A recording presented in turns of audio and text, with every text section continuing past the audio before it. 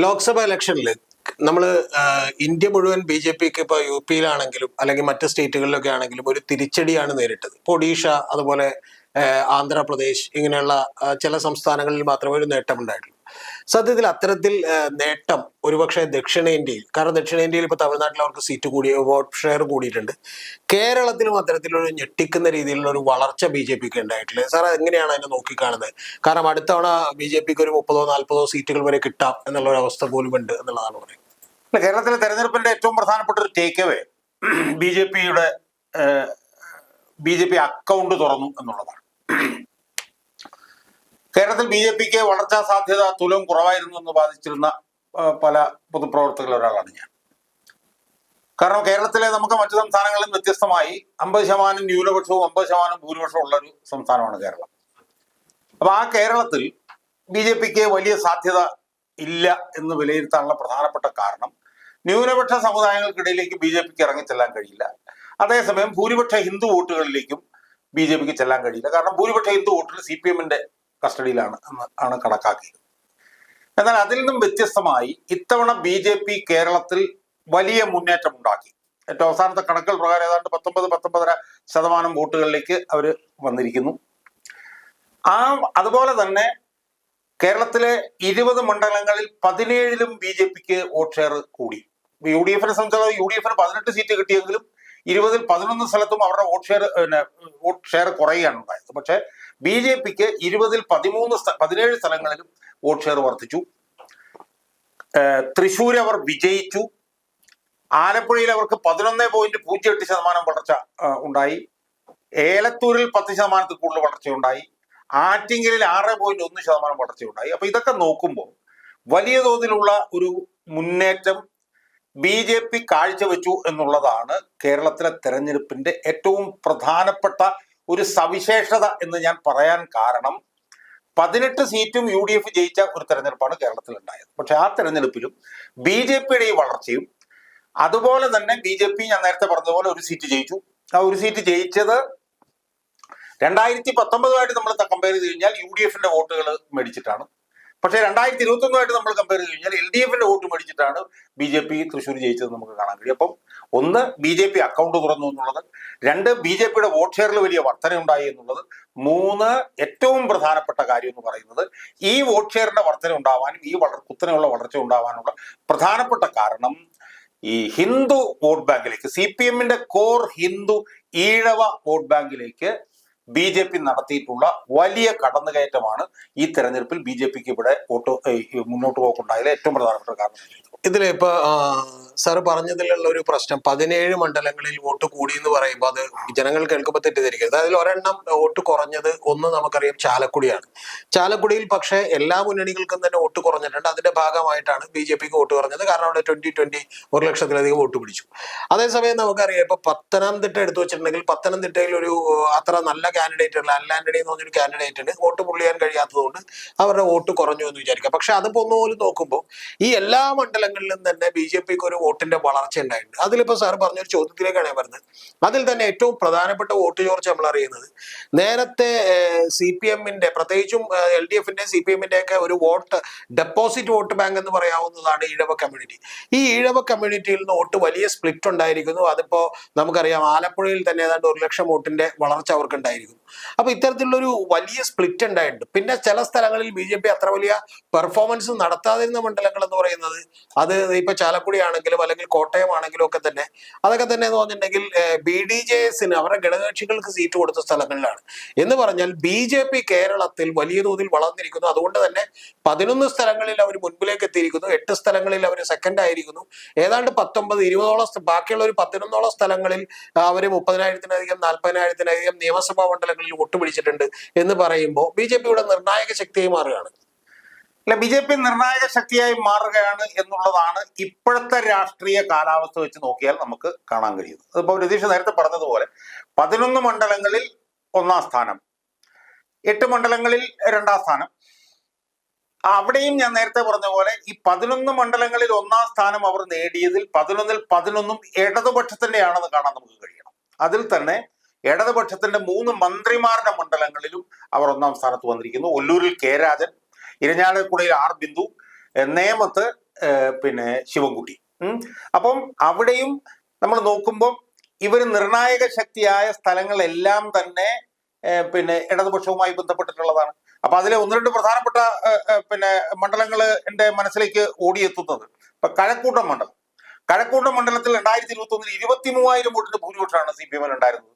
അവിടെ ഇപ്പൊ 10,000 വോട്ടിന്റെ ഭൂരിപക്ഷം BJPക്കാണ്. നേമത്ത് 3,939 വോട്ടിന് ശിവൻകുട്ടി ജയിച്ചിരുന്നിടത്ത് ഇപ്പൊ 22,000 വോട്ടിന്റെ ഭൂരിപക്ഷം BJPക്കാണ്. കാട്ടാക്കടയിൽ 33,000 വോട്ടിന് ജയിച്ചിരുന്ന സ്ഥലത്ത് ഇപ്പൊ 5,000 വോട്ടിന് BJP ജയിച്ചിരിക്കുകയാണ്. അപ്പൊ ഇതിൽ നിന്നെല്ലാം നമ്മൾ കാണുന്നത് വളരെ കൺസിസ്റ്റന്റ് ആയി BJPയിൽ നിന്ന് CPMൽ നിന്ന് BJPയിലേക്ക് വലിയൊരു ഷിഫ്റ്റ് ഉണ്ടായിരിക്കുന്നു. ഇത് BJP സംബന്ധിച്ചിടത്തോളം വലിയൊരു തിരിച്ചറിവാണ്. കാരണം BJP ഇവിടെ നടത്തിയിരുന്ന ശ്രമം എന്താണ്? മതന്യൂനപക്ഷങ്ങളുടെ വോട്ട് ബാങ്കിലേക്ക് കയറാൻ വേണ്ടിയിട്ടാണ് അവർ ശ്രമിച്ചിരുന്നത്. പ്രത്യേകിച്ച് ക്രിസ്ത്യൻ മതന്യൂനപക്ഷം അവർക്ക് ഇവിടെ കയറാൻ പറ്റാതിരുന്ന ഒരു തടസ്സമായി നിന്നിരുന്നത് CPMന്റെ വോട്ട് ബാങ്കിൽ അവർക്ക് കയറാൻ കഴിയുന്നില്ല എന്നുള്ളതായിരുന്നു. CPMന്റെ വോട്ട് ബാങ്കിലേക്ക് അവർക്ക് കയറാൻ കഴിയുമെന്നുള്ളത് ആലപ്പുഴ ലോക്സഭാ മണ്ഡലം തെളിയിച്ചു, ആറ്റിങ്ങൽ ലോക്സഭാ മണ്ഡലം തെളിയിച്ചു, തിരുവനന്തപുരം ലോക്സഭാ മണ്ഡലം തെളിയിച്ചു, ഏലത്തൂർ ലോക്സഭാ മണ്ഡലം തെളിയിച്ചു. ഈ 4 മണ്ഡലങ്ങളിലും CPMന്റെ വോട്ട് ബാങ്കിലേക്ക് കടന്നു കയറാൻ കഴിയും എന്നവർക്ക് മനസ്സിലായി കഴിഞ്ഞ സാഹചര്യത്തിൽ അവരവരുടെ നമുക്കറിയാം ഇപ്പൊ BJPയുടെ നേതൃത്വത്തിൽ വലിയ വിഭാഗീയതയാണ് ഉണ്ടായിരുന്നത്. ആ വിഭാഗീയതയെല്ലാം മാറ്റിവെച്ച് അതെല്ലാം പരിഹരിച്ച് സംസ്ഥാന സർക്കാരിന്റെ ജനവിരുദ്ധ നയങ്ങൾക്കെതിരെ വലിയ സമരങ്ങളുമായി മുന്നോട്ട് വരിക. അതോടൊപ്പം തന്നെ ഞാൻ കാണുന്ന ഒരു സാധ്യത എന്താന്ന് ചോദിച്ചാൽ, മോഡിയുടെ 3ാം സർക്കാർ പിണറായി വിജയനോട് 2ാം സർക്കാർ എടുത്തിരുന്ന മൃദു സമീപനം പുലർത്താൻ സാധ്യതയില്ല എന്നാണ് ഞാൻ വിശ്വസിക്കുന്നത്. കാരണം എന്താന്ന് ചോദിച്ചാൽ, BJPക്ക് തൃശ്ശൂർ ഒരു സീറ്റ് കിട്ടിക്കഴിഞ്ഞു. ആ കിട്ടിക്കഴിഞ്ഞ സാഹചര്യത്തിൽ 3ാം മോഡി സർക്കാർ പിണറായി വിജയനോട് കടുത്ത ഒരു നിലപാടെടുക്കുകയും പിണറായി വിജയനെ ചോദ്യം ചെയ്യുന്ന ഒരു സ്ഥിതിയിലേക്ക് പോവുകയും ഒക്കെ ചെയ്തു കഴിഞ്ഞാൽ, അപ്പൊ 3 ഘടകങ്ങളാണ്. ഒന്ന്, BJPയിലെ വിഭാഗീയ പ്രശ്നങ്ങൾ പരിഹരിക്കുക. 2, CPMനെതിരായിട്ടുള്ള ജനവിരുദ്ധ സമരങ്ങളിൽ സജീവമായി മുന്നോട്ട് വരിക. 3, പിണറായി വിജയനെതിരായിട്ട് കടുത്ത നടപടിയെടുക്കുക. ഇത് 3ഉം കൂടി ചെയ്തു കഴിഞ്ഞാൽ BJP ഇന്നത്തെ സാഹചര്യത്തിൽ കേരളത്തിൽ 2026 തെരഞ്ഞെടുപ്പിലേക്ക് പോകുമ്പോൾ ഒരു ഫോർമിഡബിൾ ഫോഴ്സായി മാറാനുള്ള വലിയ സാധ്യതയാണ് ഇപ്പോൾ നോക്കിയാൽ നമുക്ക് കാണാൻ കഴിയും. ഇതൊരു ഇപ്പൊ എന്തുകൊണ്ടാണ് ഇങ്ങനെ സംഭവിച്ചത്, BJPയുടെ വളർച്ച സംഭവിച്ചത് എന്നുള്ള പല നിരീക്ഷണങ്ങളുണ്ട്. പക്ഷെ എനിക്ക് തോന്നുന്ന ഒരു കാര്യം, കഴിഞ്ഞൊരു 10 കൊല്ലമായിട്ട് BJP ഇത്തരത്തിലുള്ള ഒരു പൊളിറ്റിക്കൽ പ്രൊജക്ടിന്റെ ഭാഗമായിരുന്നു എന്നുള്ളതാണ് ഞാൻ വിശ്വസിക്കുന്നത്. സാറിന്റെ അതിലുള്ള അഭിപ്രായം അറിയാനാണ്. ഇത് ഒന്ന് നമുക്കറിയാം, ഏറ്റവും ആദ്യം ഒരു ഹിന്ദു മുസ്ലിം എന്ന് പറയുന്ന ഒരു ഡിവൈഡ് ഏറെക്കുറെ സാധ്യമാക്കി കേരളത്തിൽ. അതിനുശേഷം നമുക്കറിയാം ഒരു ക്രിസ്ത്യൻ മുസ്ലിം മതവിഭാഗങ്ങൾ തമ്മിൽ അല്ലെങ്കിൽ വിഭാഗങ്ങൾ തമ്മിലുള്ള ഒരു അകൽച്ച ഉണ്ടായി. ഈ അകൽച്ചയുടെ ഭാഗമായി ഇപ്പൊ നമ്മൾ ഹിന്ദുവിന്റെയൊക്കെ CSDS സർവേ ഇന്ന് അവിടെ നടത്തിയിട്ടുള്ള സർവേയിൽ പറയുന്നത് 5% ക്രിസ്ത്യൻ വോട്ടുകൾ BJPയിലേക്ക് ഷിഫ്റ്റ് ചെയ്തിട്ടുണ്ടാവാം ഈ ഇലക്ഷനിൽ എന്നാണ്. 32% വരുന്ന ഈഴവ വോട്ടുകൾ BJPയിലേക്ക് ഷിഫ്റ്റ് ചെയ്തിട്ടുണ്ടാവാമെന്നാണ്. 45% വരുന്ന നേരത്തെ തന്നെ നായർ ബ്രാഹ്മിൺ വോട്ടുകൾ അതെല്ലാം തന്നെ നേരത്തെ തന്നെ BJPയിലേക്ക് പോയി കഴിഞ്ഞതാണ് എന്ന് അവർ പറയുന്നുണ്ട്. എന്ന് പറഞ്ഞാൽ ഈ 32% ഷിഫ്റ്റ് ഈഴവ വോട്ടിന്റെ വലിയ മേജർ കാര്യമാണ്. രണ്ടാമത്തേത് 5% ഷിഫ്റ്റ് ആണ് ക്രിസ്ത്യൻ മതവിഭാഗങ്ങളിൽ അങ്ങോട്ട് പോയിട്ടുള്ളത്. അത് തന്നെ ഇപ്പോ ഞാൻ വിചാരിക്കുന്ന ഒരു കാര്യം എന്ന് പറഞ്ഞാൽ, ജോർജ് കുര്യന്റെ സ്ഥാനാർത്ഥിത്വത്തിലൂടെ അവർക്ക് കൊടുത്തേക്കുന്ന 2 വകുപ്പുകൾ, ഒന്ന് ന്യൂനപക്ഷവും അതുപോലെ തന്നെ രണ്ടാമത് ഫിഷറീസും ആണ്. നമുക്കറിയാം മത്സ്യമേഖലയിലെല്ലാം തന്നെ ഒരു ലാറ്റിൻ കാത്തലിക്കിന് വലിയ ഭൂരിപക്ഷമുള്ള മേഖലയാണ്. അവരുടെ വോട്ട് കൊണ്ടാണ് ശശി തരൂർ കഴിഞ്ഞ തവണയൊക്കെ ജയിച്ചിട്ടുള്ളത്. അപ്പൊ അതുകൊണ്ട് തന്നെ ഇത്തരത്തിലുള്ള വോട്ടുകൾ ഈ പറയുന്ന ഷിഫ്റ്റ് ചെയ്യുന്നതിൽ BJP വിജയിക്കാനാണ് സാധ്യത എന്ന് ഞാൻ വിചാരിക്കുന്നു. ഒന്ന്. രണ്ടാമത്തെ കാര്യം, ഈ കഴിഞ്ഞ 10 കൊല്ലം കൊണ്ട് വെള്ളാപ്പള്ളി നടേശനെ പോലെയുള്ള ആളുകളെയും BDJS എന്ന് പറഞ്ഞ പാർട്ടിയെയും അതുപോലെയുള്ള പല പദ്ധതികളും പ്രഖ്യാപിച്ചുകൊണ്ട്, ഇതിനിടയ്ക്ക് നമുക്കറിയാം ജോണി നെല്ലൂരിന്റെ ഒരു പുതിയ പാർട്ടി വന്നു. ഇതെല്ലാം തന്നെ RSSും BJP നടത്തിയിട്ടുള്ള പൊളിറ്റിക്കൽ പ്രൊജക്റ്റാണ്. ആ പ്രൊജക്ടിന്റെ ഭാഗമായിട്ടാണ് അദ്ദേഹം നൌഷാദ് എന്ന് പറയുന്ന, നമുക്കറിയാം ടണലിലേക്ക് വീണുപോയ ഒരാളെ രക്ഷപ്പെടുത്തിയ ആൾക്ക്, അല്ലെങ്കിൽ അവിടെ രക്ഷപ്പെടുത്താൻ ശ്രമിക്കുന്നതിനിടെ മരിച്ചുപോയ ആൾക്ക് കൊടുത്തിട്ടുള്ള പണവുമായി ബന്ധപ്പെട്ട് വലിയ വിവാദങ്ങൾ ഉണ്ടാക്കി. കാരണം നൌഷാദ് ആയിരുന്ന പേരുകാരനായതുകൊണ്ടാണ്, ഹിന്ദു ആണെങ്കിൽ അത് കിട്ടില്ല എന്ന് ധ്വനിപ്പിക്കുന്ന പല കാര്യങ്ങളുണ്ട്. ഞാൻ പറയുന്നത് ഇതിനൊക്കെ അഡ്രസ് ചെയ്യാൻ ശരിക്കും CPM എമ്മും കോൺഗ്രസും ഒക്കെ അങ്ങേയറ്റം പരാജയപ്പെട്ടില്ലേ?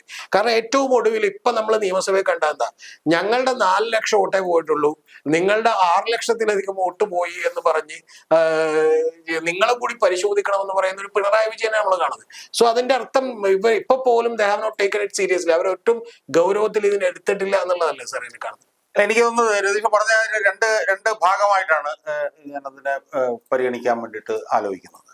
അതില് ഇതിനെ കോൺഗ്രസ് എങ്ങനെ അഡ്രസ് ചെയ്യുന്നുള്ളത് രണ്ടാമത്തെ ഇതിലേക്ക് വരാം. ആദ്യം രതീഷ് പറഞ്ഞ കാര്യത്തിനകത്ത് എനിക്ക് കുറച്ച് അഭിപ്രായ വ്യത്യാസങ്ങളുണ്ട്. ഇപ്പൊ രതീഷ് പറഞ്ഞത് BJP-യുടെയും RSS-ന്റെയും ഒക്കെ ഒരു 10 വർഷത്തെ പ്രോജക്റ്റാണിത് എന്നുള്ളതാണ്. ആ പ്രോജക്റ്റ് എന്ന് പറയുന്നത് അവരുടെ ഒരു ദീർഘകാലാടിസ്ഥാനത്തുള്ള ഒരു പ്രോജക്റ്റാണ്, അതിലൊന്നും യാതൊരു സംശയവുമില്ല. അതായത് ഈ ക്രിസ്ത്യൻ ന്യൂനപക്ഷങ്ങളെ പിടിക്കുക, ഇതൊക്കെ അവരുടെ ഒരു പ്രോജക്റ്റാണ്. അതിൽ തന്നെ ഈ ഹിന്ദു ഈഴവ വിഭാഗത്തിന് 32% ഷിഫ്റ്റ് ഉണ്ടായിട്ടുണ്ടോ എന്നുള്ളത് സംബന്ധിച്ചൊക്കെ എനിക്ക് തർക്കങ്ങളുണ്ട്. എന്തായാലും BJP-യുടെ ഒരു രാഷ്ട്രീയ പദ്ധതി അതായിരുന്നു എന്നുള്ളത് ശരിയാണെങ്കിൽ പോലും ആ രാഷ്ട്രീയ പദ്ധതി കേരളത്തിൽ പരാജയപ്പെട്ടു എന്നാണ് എനിക്ക് സൂചിപ്പിക്കാനുള്ളത്. ഉദാഹരണത്തിന് ക്രിസ്ത്യാനികളുടെ കാര്യം തന്നെ നമ്മൾ എടുക്കൂ. ക്രിസ്ത്യാനികളെ പ്രീണിപ്പിക്കാൻ കുറെ വർഷങ്ങളായി ഇവർ ശ്രമിച്ചുകൊണ്ടിരിക്കുകയാണ്. പക്ഷേ ക്രിസ്ത്യാനികളെ ഇപ്പോഴും അവർക്ക് കിട്ടിയിട്ടില്ല എന്നുള്ളതാണ് വസ്തുത. നമ്മളിപ്പോൾ ഈ തെരഞ്ഞെടുപ്പിന്റെ എടുത്ത് നോക്കിയാൽ തന്നെ തൃശ്ശൂർ മണ്ഡലത്തിലാണ് ഓവർവെൽമിംഗ് ആയിട്ട് ക്രിസ്ത്യാനി BJP-ക്ക് അനുകൂലമായിട്ട് ചെയ്തിട്ടുള്ളത്. എന്നാൽ തൃശ്ശൂരിന് പുറത്തുള്ള ക്രിസ്ത്യൻ സീറ്റുകളിൽ മുഴുവൻ UDF ആണ് വൻതോതിൽ വിജയിച്ചിട്ടുള്ളത്. അപ്പൊ ആ പ്രോജക്റ്റ് എത്രത്തോളം വിജയിച്ചു എന്നുള്ളത് സംബന്ധിച്ച് എനിക്ക് സംശയമുണ്ട്.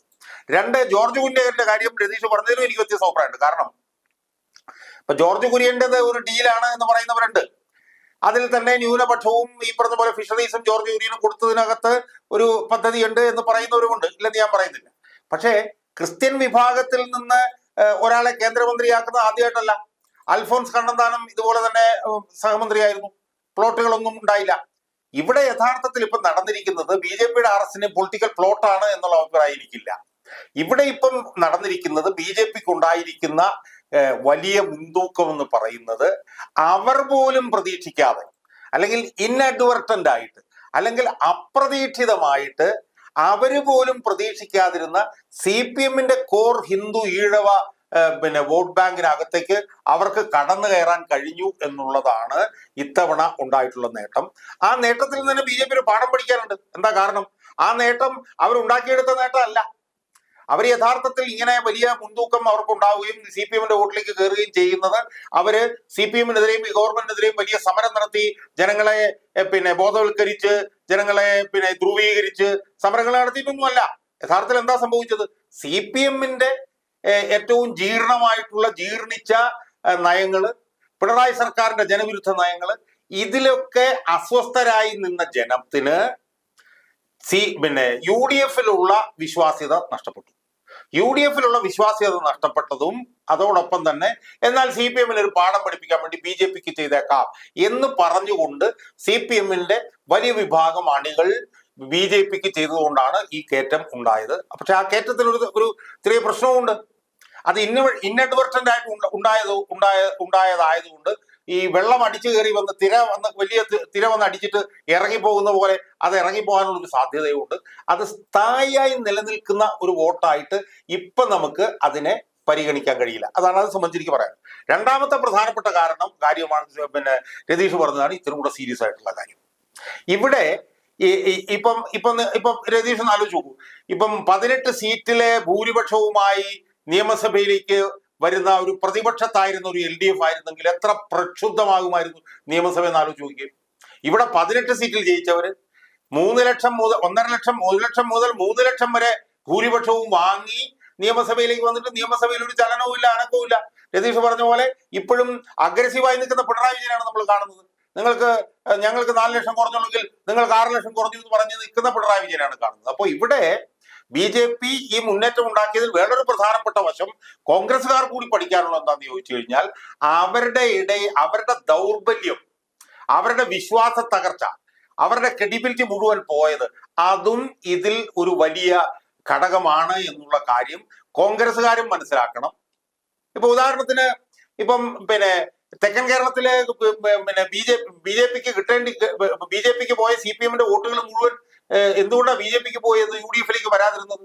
അത് UDFന്റെ വിശ്വാസ തകർച്ചയാണെന്ന് അവർ കൂടി കാണണം.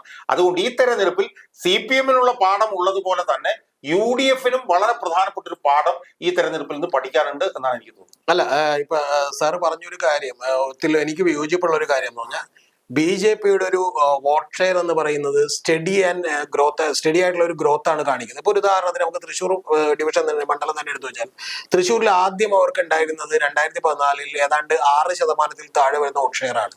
പിന്നീട് നമുക്കറിയാം അത് ഒറ്റടിക്ക് അടുത്ത ലോക്സഭാ മണ്ഡലത്തിലേക്ക് ഒരു 11% അവിടെ ശ്രീശൻ മത്സരിക്കുമ്പോൾ, പിന്നീടാണ് നമുക്കറിയാം സുരേഷ് ഗോപി മത്സരിക്കുമ്പോൾ അത് 28.5%. ഏതാണ്ട് എല്ലാ അവർക്ക് ശക്തി ആർജിച്ചിട്ടുള്ള മണ്ഡലങ്ങളിലെല്ലാം തന്നെ അത്തരത്തിലുള്ള ഒരു പ്രകടനമാണ് അവർ കാഴ്ചവെച്ചിട്ടുള്ളത്. ഒരു കാര്യം സാറ് പറഞ്ഞതിനോട് ഞാൻ അംഗീകരിക്കുന്നു. അതെന്താണെന്ന് വെച്ചിട്ടുണ്ടെങ്കിൽ ഇപ്പൊ BJP-യിലേക്ക് കൂടി വോട്ട് ഷിഫ്റ്റ് ചെയ്യാത്ത സ്ഥലങ്ങളിൽ മാത്രമാണ് UDF-ന് വലിയ മജോറിറ്റി ഉള്ളത്. അപ്പൊ അതുകൊണ്ട് നമുക്ക് അവിടെ മജോറിറ്റി ഉണ്ടായി എന്നുള്ളത് സംഭവിക്കാം, അവിടെ UDF-ന് വലിയ വീഴ്ച ഉണ്ടായി എന്നുള്ളത് സംഭവിക്കാം. പക്ഷേ നേരത്തെ പറഞ്ഞതുപോലെ തന്നെ ഈ പൊളിറ്റിക്കൽ പ്രോജക്റ്റിന്റെ ഭാഗമായിട്ടാണോ അല്ലെന്നുണ്ടെങ്കിൽ പോലും ഈ LDF-നെതിരായ ഭരണവിരുദ്ധ വികാരത്തിന്റെ ഒരു പങ്ക് അതുകൂടി വേണമെങ്കിൽ മേടിക്കാവുന്ന ലെവലിൽ BJP വളർന്നില്ല എന്നുള്ളതാണ് എന്റെ ചോദ്യം.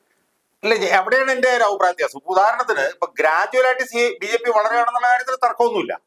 പക്ഷേ ഇപ്പോഴത്തെ ഈ ലോക്സഭയിൽ ഉണ്ടായിട്ടുള്ള ലോക്സഭാ തെരഞ്ഞെടുപ്പിന്റെ സമയത്ത് ഉണ്ടായിട്ടുള്ള വോട്ട് വർധന 2021 ഉണ്ടായില്ല.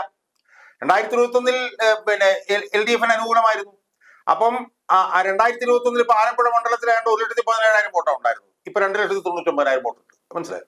അപ്പം ഗ്രാജുവൽ ആയിട്ടുള്ള വോട്ട് ഷെയറിന്റെ വർധന അവർക്ക് അവിടെ ഉണ്ടാകുന്നുണ്ട് എന്നുള്ള വസ്തുത ശരിയാണെങ്കിൽ പോലും അവര് സ്ഥായിയായി നിലനിർത്തുന്ന നിലയിലുള്ള വോട്ടല്ല അവരുടേത് എന്നുള്ളതാണ് എന്റെ പ്രധാനപ്പെട്ട അത്. ഇത് ഒരു അവിചാരിതമായി അവരിലേക്ക് പോയതാണ്. ഇപ്പൊ ഉദാഹരണത്തിന് ക്രെഡിബിലിറ്റി ഉള്ള ഒരു പ്രതിപക്ഷമായിരുന്നു ഇവിടെ ഉണ്ടായിരുന്നെങ്കിൽ ഒരു കാരണവശാലും BJP-ക്ക് വളർച്ച ഉണ്ടാവില്ല. ഇപ്പൊ ഉദാഹരണത്തിന് നമ്മൾ വടക്കൻ കേരളം എടുത്ത് നോക്കൂ. വടക്കൻ കേരളത്തിൽ ഒരു ഗുണവുമില്ലാത്ത UDF സ്ഥാനാർത്ഥികൾക്ക് പോലും വലിയ ഭൂരിപക്ഷം കിട്ടിയിരിക്കുന്നു. അപ്പൊ അവിടെ എന്താ സംഭവിച്ചത്? അവിടുത്തെ CPM അണികൾ BJP-ക്ക് വോട്ട് കൊടുത്തില്ല. കാരണം എന്താണ്? BJP താരതമ്യേന ദുർബലമാണ് അവിടെ. അപ്പൊ അവിടെ CPM-നിട്ട് അടിക്കണമെങ്കിൽ UDF-ന് വോട്ട് കൊടുക്കണം. അങ്ങനെയാണ് പിന്നെ കെ സുധാകരനെ പോലെയൊക്കെയുള്ള കാൽക്കാസിൽ കൊള്ളാത്ത സ്ഥാനാർത്ഥികൾക്ക് ഇത്രയും ഭൂരിപക്ഷം അവിടെ കിട്ടിയത്. കാരണം കണ്ണൂർ BJP അത്ര ശക്തമല്ല. പക്ഷെ നമ്മൾ ആലപ്പുഴയിലേക്ക് വരുമ്പോഴോ ആലപ്പുഴയിൽ BJP വളരെ ശക്തമായിരുന്നു. ശക്തമായിട്ടുള്ള ഒരു സ്ഥാനാർത്ഥി BJP-ക്ക് ഉണ്ടായിരുന്നു. അപ്പം തെക്കൻ തിരുവിതാംകൂറിൽ ഒന്നിപ്പോ എന്ത് ചെയ്തു? പാർട്ടി അണികൾ CPM-നിട്ട് അടിക്കാനായിട്ട് BJP-ക്ക് ഇട്ട് കൊടുത്തു. വടക്കൻ കേരളത്തിൽ എന്ത് സംഭവിച്ചു? BJP ദുർബലമായതുകൊണ്ട് അവിടെ UDF-നിട്ട് കൊടുത്തു. ആറ്റിങ്ങലും അത് തന്നെയാണ് ശരിക്കും സംഭവിച്ചത്. ആറ്റിങ്ങലും UDF-ന്റെ സ്ഥാനാർത്ഥി വളരെ ദുർബലനായിരുന്നു. അപ്പം യഥാർത്ഥത്തിൽ BJP-യുടെ വളർച്ചയുടെ അടിസ്ഥാന കാരണം എന്ന് പറയുന്നത് CPM-ന്റെ ജീർണതയും UDF-ന്റെ വിശ്വാസ തകർച്ചയുമാണ്. എന്ന് പറയുമ്പോൾ BJP-ക്ക് വോട്ട് വർദ്ധിക്കാനുണ്ടായ കാരണം BJP-യുടെ ഈ പറഞ്ഞ പോലെ എന്തെങ്കിലും പൊളിറ്റിക്കൽ പ്രോജക്റ്റോ അല്ലെങ്കിൽ അവരുടെ രാഷ്ട്രീയ പ്രവർത്തനമോ ഒന്നുമല്ല എന്നും അത് അവിചാരിതമായി, അതാണ് ഞാൻ നേരത്തെ പറഞ്ഞത്, ഇൻഅഡ്വർട്ടന്റ് ആയി ഉണ്ടായ ഒരു വോട്ട് വർധനയാണെന്നും ആ വോട്ട് വർധനയ്ക്ക് യഥാർത്ഥത്തിൽ അവരെ പിന്നെ പിണറായി വിജയനോടാണ് നന്ദി പറയേണ്ടതെന്നുമാണ് എനിക്ക് സൂചിപ്പിക്കാനുള്ളത്. കാരണം അവര് പോലും പ്രതീക്ഷിച്ചിട്ടില്ല ഈ വോട്ട് വർധന. ഇപ്പൊ ആലപ്പുഴയിൽ ശോഭാ സുരേന്ദ്രൻ മത്സരിച്ചു. 1,82,000 വോട്ടാണ് 2019 കിട്ടിയത്. അവര് സ്വപ്നത്തിൽ വിചാരിച്ചില്ല 3 ലക്ഷം വോട്ടിനടുത്ത് വരുമെന്ന്. ശോഭാ സുരേന്ദ്രൻ വോട്ടെണ്ണലിന്റെ ചില ഘട്ടങ്ങളിൽ അവർ 2ാം സ്ഥാനത്ത് പോലുമായിരുന്നു. അപ്പൊ എന്താ ശരിക്കും അവിടെ സംഭവിച്ചത്? ശോഭാ സുരേന്ദ്രന് വോട്ട് കിട്ടാനുള്ള ഒരു പ്രധാനപ്പെട്ട കാരണം CPM-ന്റെ ജീർണത. ശോഭാ സുരേന്ദ്രന് വോട്ട് കിട്ടാനുള്ള 2ാമത്തെ കാരണം പിന്നെ KC വേണുഗോപാലുള്ള വിശ്വാസ തകർച്ച. ശരിക്കും KC വേണുഗോപാലിന് 33,000 വോട്ട് അവിടെ കുറയാണ് ഉണ്ടായത്. മനസ്സിലായോ? അപ്പം ഒന്ന് CPM-ന്റെ ജീർണത, 2 UDF-ന്റെ വിശ്വാസ തകർച്ച. ഈ 2 നെഗറ്റീവ് ഘടകങ്ങൾ കൊണ്ടാണ് BJP-ക്ക് ഇപ്പൊ ഈ വളർച്ച ഉണ്ടായിട്ടുള്ളത്. ആ നെഗറ്റീവ് ഘടകമായതുകൊണ്ട് അത് നള്ളിഫൈ ചെയ്തു പോകാനുള്ള സാധ്യതയും ഉണ്ട് എന്നാണ് എനിക്ക് ഇപ്പൊ പറയാൻ പറ്റുന്നത്. ഇപ്പൊ നമുക്ക് എനിക്കതിൽ വിയോജിപ്പുണ്ടെങ്കിലും ഞാൻ ആ ചർച്ചയിലേക്ക് കിടക്കുന്നില്ല. ഞാൻ പറയുന്ന ഒരു കാര്യം, ഇപ്പൊ രണ്ടാമത് നമുക്കിപ്പോ സംഭവിക്കാൻ പോകുന്ന ഒരു ചേലക്കരയിലും അതുപോലെ തന്നെ പാലക്കാടും ഉപതെരഞ്ഞെടുപ്പുകൾ വരികയാണ്. അതിനെങ്ങനെയാണ് നോക്കിക്കാണുന്നത്? കാരണം പാലക്കാട് ഇപ്പൊ BJP ഇപ്പൊ തന്നെ അതിന്റെ വർക്ക് തുടങ്ങിയിരിക്കുന്നു. അവിടെ ഒരു പക്ഷേ കഴിഞ്ഞ പാലക്കാട് ഇപ്പൊ ലോക്സഭയിലേക്ക് തന്നെ മത്സരിച്ച കൃഷ്ണകുമാർ ആയിരിക്കും സ്ഥാനാർത്ഥി എന്ന് കേൾക്കുന്നു. അങ്ങനെയാണെങ്കിൽ അത് ഉറപ്പായും BJP-ക്ക് പിടിക്കാൻ കഴിയും എന്ന് പറയുന്ന ഒരു വിശ്വാസമാണ് അവർക്കുള്ളത്. ഇതാണ് ഒരു കാര്യം ചോദിക്കാനുള്ളത്. രണ്ടാമത് ചേലക്കരയിലും അവരുടെ വോട്ട് വർദ്ധിച്ചിട്ടുണ്ട് എന്നുള്ളത് നമുക്ക് കാണാം. മൂന്നാമത് BJP പ്രതീക്ഷ വെക്കുന്ന ഒരു കാര്യം കൂടി ചോദിച്ചാൽ ഇതിന്റെ ഒപ്പം തന്നെ സാർ പറഞ്ഞു. കാരണം ഒരു 28, 29, 30% മുകളിൽ ഒരു നിയമസഭാ മണ്ഡലങ്ങളിൽ വോട്ടെത്തിയാൽ സ്വാഭാവികമായിട്ട് നമുക്കറിയാം പിന്നീട് ചിലപ്പോൾ ഒരു കോൺഗ്രസിന്റെ ഒരു രണ്ടാം കിട ഒന്നാം കിട നേതാക്കന്മാരുടെ ഒഴുക്ക് തന്നെ അങ്ങോട്ട് ഉണ്ടായേക്കാം. കാരണം MLA ആയി ജയിക്കാൻ കഴിയുമെന്ന് പറഞ്ഞാൽ ഓൾട്ടർനേറ്റീവ് എന്നുള്ളതൊക്കെ ഉണ്ടായേക്കാം എന്നുള്ളതാണ് പറയപ്പെടുന്നത്. എങ്ങനെയാണ് സാർ ഇത് നോക്കുക? രണ്ട് കാര്യങ്ങളും വളരെ പ്രസക്തവും വളരെ പ്രധാനപ്പെട്ടതുമായിട്ടുള്ള കാരണങ്ങൾ രണ്ടും നമുക്ക് രണ്ടായിട്ട് എടുക്കാം. ഒന്ന് എന്ന് പറയുന്നത് പാലക്കാട് ചേലക്കര ഉപതെരഞ്ഞെടുപ്പുകളാണ്. ഈ രണ്ട് ഉപതെരഞ്ഞെടുപ്പുകളും LDF-നും UDF-നും വലിയ ഭീഷണിയുള്ള ഉപതെരഞ്ഞെടുപ്പുകളാണ്. ഇപ്പൊ പാലക്കാട് മണ്ഡലം നമ്മൾ എടുക്കുക. പാലക്കാട് മണ്ഡലത്തിൽ കഴിഞ്ഞ 3 ടേമിൽ ഷാഫി പറമ്പിൽ വിജയിച്ചുകൊണ്ടിരുന്ന എന്തുകൊണ്ടാണ്? ഷാഫി പറമ്പിലിന് ഉള്ള UDF-ന്റെ സപ്പോർട്ടിൽ ഉപരി അയാൾ വ്യക്തിഗതമായി ഉണ്ടാക്കിയിട്ടുള്ള ഒരു പ്രതിച്ഛായയുടെ ഭാഗമായിട്ടാണ് അയാൾ ജയിച്ചത്. ഇപ്പൊ കഴിഞ്ഞ പ്രാവശ്യം തന്നെ ശ്രീധരനാണ് അവിടെ മത്സരിച്ചത്.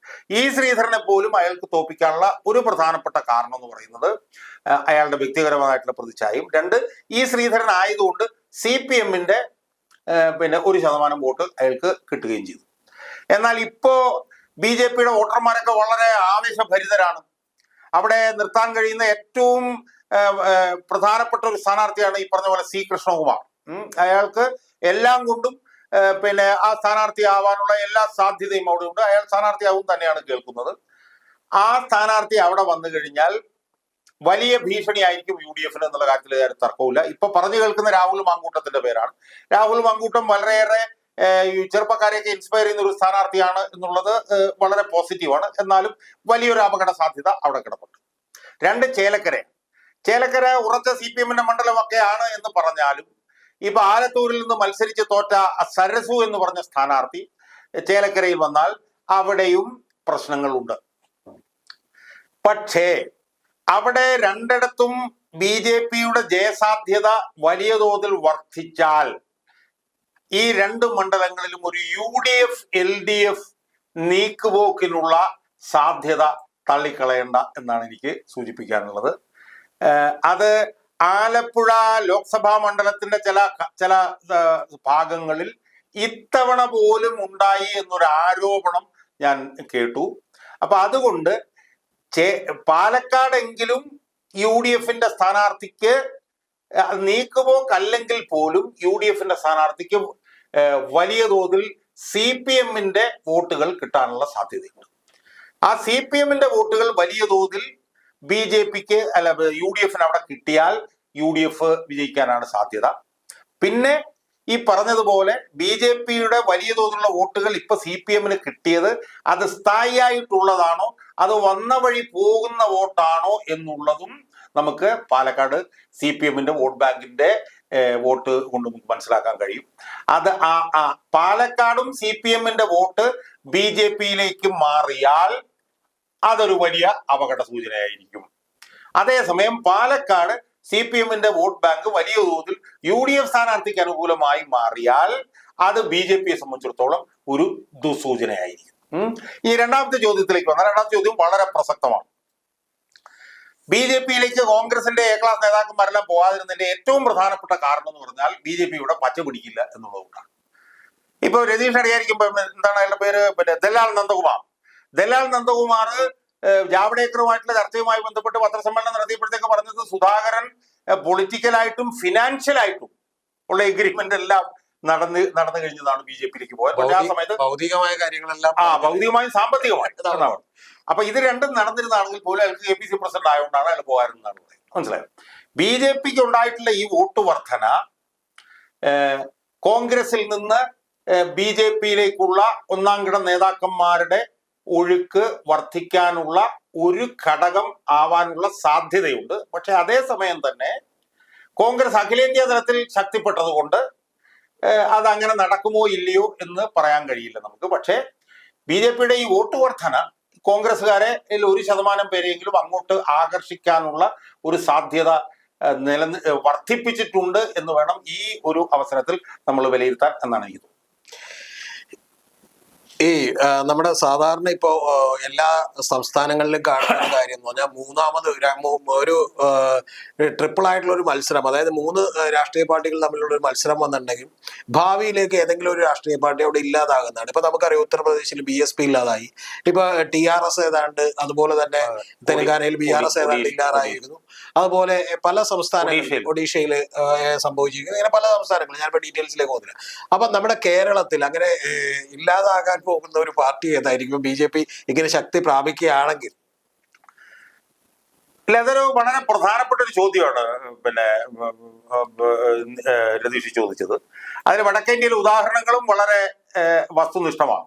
ഇപ്പൊ BRS എന്ന് പറഞ്ഞ പാർട്ടി രണ്ടാമത്തെ പ്രാവശ്യം അവിടെ അധികാരത്തിലിരുന്ന പാർട്ടിയാണ്. ആ പാർട്ടി ഷണ്ടയെ നികത്തുന്നു പോയി. ഒഡീസയിലാണെങ്കിൽ ബിജു ജനതാദളിന്റെ മുഖ്യമന്ത്രി 24 വർഷം മുഖ്യമന്ത്രിയായിരുന്നു, ഇല്ലാതായി പോയി. അപ്പൊ അങ്ങനെ പല സംസ്ഥാനങ്ങളിലും മൂന്നാമത്തെ പാർട്ടി ഇല്ലാതായി പോകുന്നതും BJP ശക്തിപ്പെടുന്നതാണ് നമ്മൾ കണ്ടുകൊണ്ടിരിക്കുന്നത്.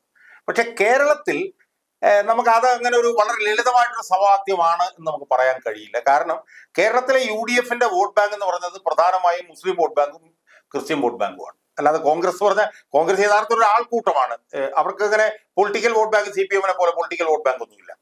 മുസ്ലിം സമുദായത്തിന്റെ മൊത്തം വോട്ട് അവർക്ക് കിട്ടുന്നു. ക്രിസ്ത്യൻ സമുദായത്തിൽ നിന്നും പൂർണ്ണമായി അവർക്ക് കിട്ടിക്കൊണ്ടിരുന്നത് ഇപ്പൊ എന്തായാലും ഒരു 70-80% വോട്ട് അവർക്ക് കിട്ടുന്നു എന്നുള്ളത് കൊണ്ട് ആ വോട്ട് ബാങ്ക് ഇപ്പോഴും ഇൻടാക്റ്റ് ആയി നിൽക്കുന്നു എന്നുള്ളത് കൊണ്ടും, ഞാൻ നേരത്തെ സൂചിപ്പിച്ചതുപോലെ ദേശീയ തലത്തിൽ കോൺഗ്രസ് ഒരു വലിയ ശക്തിയായി മാറിയത് കൊണ്ടും ഇപ്പൊ തൽക്കാലം ഇവിടെ കോൺഗ്രസ് എന്ന് പറഞ്ഞൊരു പാർട്ടി ഇല്ലാതായിട്ട് അത് BJP-യിലേക്ക് പോകും എന്നുള്ളൊരു സമവാക്യം എത്രത്തോളം പ്രായോഗികമായിരിക്കും എന്നുള്ളത് സംബന്ധിച്ച് എനിക്കിപ്പോ ചില സംശയങ്ങളുണ്ട്. അല്ല, കോൺഗ്രസ് അല്ല, CPM ഇല്ലാതാകുമോ എന്നുള്ളതാണ് എന്റെ ചോദ്യം. ഒന്ന് സാറ് പറഞ്ഞ ബിജു ജനതാദൾ ഇപ്പോ ഒഡീഷയിലാണെങ്കിലും അവരിപ്പോഴും പ്രതിപക്ഷത്താണ് എന്ന് പറഞ്ഞാൽ അവിടെ സീറ്റുകൾ കുറഞ്ഞു എന്ന് മാത്രമേ ഉള്ളൂ. പക്ഷെ ഞാൻ പറയുന്നത് രണ്ടാമത്തെ കാര്യം, ഇതില് CPM ഇല്ലാതാകുമോ എന്നുള്ളത് കൂടിയാണ് ചോദ്യം. കാരണം കോൺഗ്രസ് ഇല്ലാതാകുമോ എന്നുള്ളത് അല്ല, അത് വളരെ പ്രസക്തമായിട്ടുള്ള ചോദ്യമാണ്. കോൺഗ്രസ് CPM-ന്റെ കാര്യമാണെങ്കിൽ വളരെ പ്രസക്തമാണ് ആ ചോദ്യം. ആ ചോദ്യം നമുക്ക് ബംഗാൾ സംബന്ധിച്ചും നമുക്ക് ത്രിപുരയെ സംബന്ധിച്ചും ഉയർത്താം. ത്രിപുരയിൽ 19 വർഷം അധികാരത്തിൽ ഇരുന്നിട്ട് ഇത്തവണ മത്സരിക്കാൻ പോലും അവർക്ക് കഴിഞ്ഞില്ല എന്നുള്ളതാണ്.